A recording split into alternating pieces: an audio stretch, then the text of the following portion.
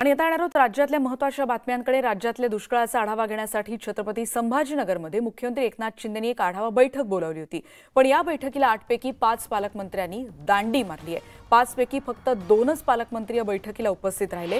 धाराशिवचे पालकमंत्री तानाजी सावंत आणि गिरीश महाजन या बैठकीला हजर होते, पण संदीपान भुमरे, धनंजय मुंडे, अतुल सावे, अब्दुल सत्तार आणि संजय बनसोडे यांनी या बैठकीकडे पाठ फिरवलेली होती आणि त्यामुळे या पालकमंत्र्यांना जनतेचे प्रश्न आणि दुष्काळाच्या प्रश्नांसोबत काही घेणं देणं आहे का नाही असा सवाल देखील आता यामुळे उपस्थित होतोय। मराठवाड्यातली जनता एकीकडे या दुष्काळाच्या झळांमुळे होरपळत असताना अशा पद्धतीने जर दुष्काळासाठीच्या बैठकीला जर पालकमंत्री गैरहजर असतील तर आमच्या समस्यांकडे लक्ष कोण देणार असा प्रश्न देखील यामुळे उपस्थित होतोय। तर एकीकडे आपण बघतोय की कशा पद्धतीने दुष्काळाच्या झळा सहन कराव्या लागतात, खोलवर जाऊन पाणी घ्यावं लागतंय, पण या दुष्काळासाठीच्या बैठकीला कोणकोणते पालकमंत्री आलेच नाहीत, ज्यांनी दांडी मारली त्यांचे फोटो सध्या आपण स्क्रीनवर बघतोय। संदीपान भुमरे छत्रपती संभाजीनगरचे पालकमंत्री, बीडचे पालकमंत्री धनंजय मुंडे, जालन्याचे पालकमंत्री अतुल सावे, हिंगोलीचे अब्दुल सत्तार आणि त्याचबरोबर परभणीचे पालकमंत्री संजय बनसोडे हे पालकमंत्री मुख्यमंत्र्यांनी बोलवलेल्या बैठकीला पोहोचलेच नाहीत।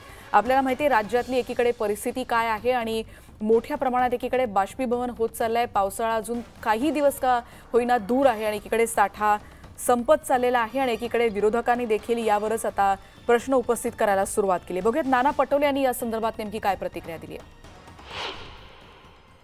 त्यांचे मंत्री सुद्धा त्यांना ऐकत नाही, अशी परिस्थिती आज आपण पाहतोय। आणि मुख्यमंत्र्याच्या दुष्काळी आणि पाणी टंचाईच्या मीटिंगमध्ये मंत्री अनुपस्थित राहणं म्हणजेच मंत्रिमंडळाच्या मंत्र्यांचाच मुख्यमंत्र्यावर आता विश्वास राहिलेला नाही, अशी परिस्थिती झालेली आहे।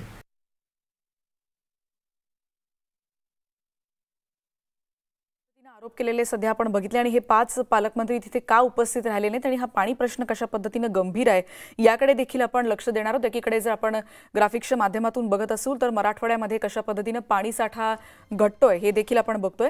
प्रतिनिधींकडून आपण